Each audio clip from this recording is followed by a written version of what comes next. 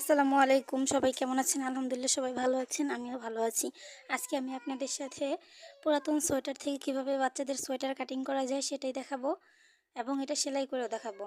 So এখানে আমি কাপড়টিকে 4 ভাঁজ করে নিয়েছি আর লম্বার মাপটাও দিয়ে নিচ্ছি। এখানে আমি কাঁধের জন্য 5.5 ইঞ্চি এবং হাতার জন্য 5 ইঞ্চিতে মার্ক করে নিচ্ছি। এখন আমি এখানে একটু শেপ দিয়ে নিব এবং কাপড়টা কেটে নেব। আপনারাও চাইলে আপনাদের বাচ্চাদের জন্য এরকমই সোয়েটার বানিয়ে নিতে পারেন।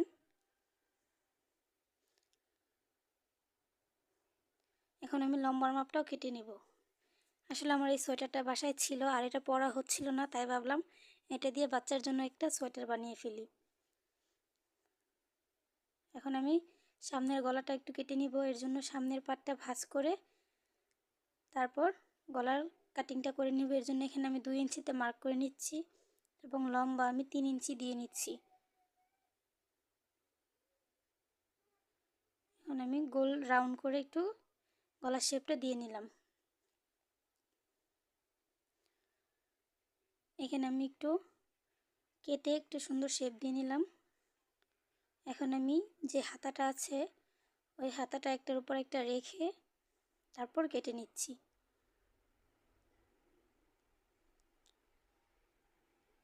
আর লম্বাটা নিয়ে নিব 15 ইঞ্চি, যার যতটুকু প্রয়োজন। আর এইভাবে হাতাটা কাটার কারণ হলো আমি এখানে একটু কাঁধের এখানে কুচি দিয়ে নিব হাতাটার, এর জন্য, তাহলে দেখতে ভালো লাগবে। যতটুকু এক্সট্রা আছে ওইটা আমি এখানে কুচি দিব।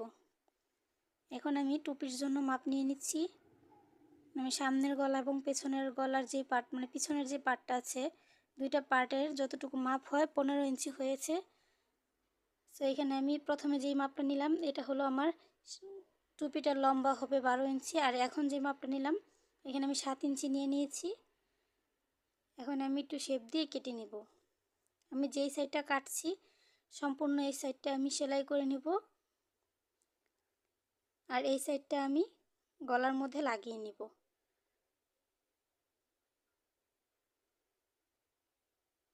এই তো এখন আমি সেলাই করতে চলে এসেছি। সো যে দেখতেই পাচ্ছেন আমি যেই সাইডটা কেটেছি ওই সাইডটাই আমি সেলাই করে নিচ্ছি এবং এই যে সামনে যেই সাইডটা আমার খোলা আছে এটা আমার খোলা অংশই থাকবে। যে টুপিটা আমি উল্টে নিয়েছি এই সাইডটা আমি গলার সাথে সেলাই করে নেব। সো এখানে আমি কাঁধটা আগে সেলাই করে নিচ্ছি।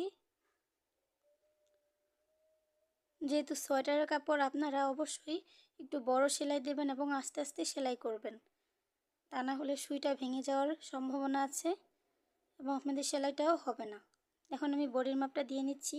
এখানে আমি আমার বাচ্চার বডি অনুযায়ী মাপটা দিয়ে নিচ্ছি 12 ইঞ্চি এবং মিডলে 11 ইঞ্চি নিয়ে নিব এবং নিচে আমি 12 ইঞ্চিতেই মার্ক করে নেব। এখন দাগ অনুযায়ী আমি সেলাই করে নেব।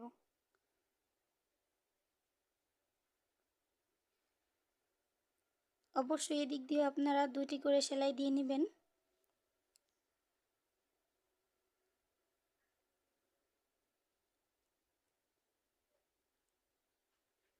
তো আমি বডিটা সেলাই করে নিয়েছি। এখন আমি 2টি বডি সুন্দর করে রেখে বডির যে 2টি পাশ 2টি হাতা একটু শেপ দিয়ে নিলাম। এখন আমরা এক্সট্রা যে কাপড়টা আছে ওইখান থেকে একটু কাপড় কেটে নিব। বেশি করে কাটা যাবে না, যেহেতু সোয়েটারের কাপড়, পরে আস্তে আস্তে আপনাদের সেলাইটা খুলে যেতে পারে। এখন আমি হাতাটা জয়েন করে নিব। সেম জামা যেভাবে আমরা সেলাই করি ওইভাবে সেলাই করে নিচ্ছি। জাস্ট কাঁধের এখানে এসে আমরা একটু হাতার কাপড়টা কুচি দিয়ে নেব।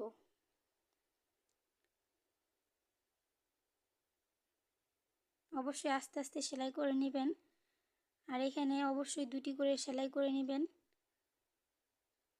আর যদি পারেন তাহলে অবলক সিলটাও দিয়ে নেবেন। এটা আমার হাতা একটা সেলাই করা শেষ, অপরটাও আমি সেলাই করে নিয়েছি। এখন আমি মেন পার্টে চলে আসলাম। তো দেখতে পাচ্ছেন গলাটা আমি ভাঁজ করে মাঝখানে মিডলে একটি দাগ দিয়ে নিচ্ছি। এখন আমি টুপিটা এখান থেকে ধরে মাঝখান থেকে ধরে তারপর সেলাই করে নিব। যেই পাটটা আমাদের খোলা আছে ওই পাটটার একটা অংশ এভাবে সেলাই করে নেব। পুরোটা ঘুরিয়ে সেলাই করে নেওয়ার পর এই যে দেখতেই পাবেন এই যে সেলাইটা এরকম হয়েছে। এখন আমি জামাটা সোজা করে তারপর আপনাকে দেখালে আপনি বুঝতে পারবেন। এখন আমি নিচে দিয়ে নিচের যে সাইডটা খোলা ছিল লম্বার যে অংশটা ওইটা সেলাই করে নিচ্ছি। এখন আমরা হাতার যে সামনেরটুকু আছে ওইটুকু সেলাই করে নেব একটি ভাঁজ দিয়ে। আর অবশ্যই ভাঁজটা একটু মোটা করে দিবেন, যেহেতু সোয়েটারের কাপড় বেশি ভারী করলে কিন্তু সেলাই ভালো হবে না এবং কি সুইটা ভেঙে যেতে পারে।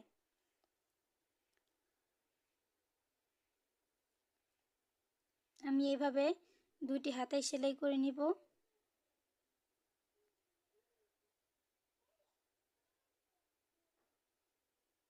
এখন আমি হাতার এখানে 4 ইঞ্চিতে মার্ক করে সেলাই করে নিচ্ছি। আপনারা যার যতটুকু প্রয়োজন ততটুকুতে সেলাই করে নেবেন। এই যে দেখতেই পাচ্ছেন এখন আমার সোয়েটারটা হয়ে গিয়েছে। আশা করি আপনাদের ভিডিওটি ভালো লাগবে। এই যে ফাইনাল লুক। সবাই ভালো থাকবেন, সুস্থ থাকবেন। আল্লাহ হাফেজ।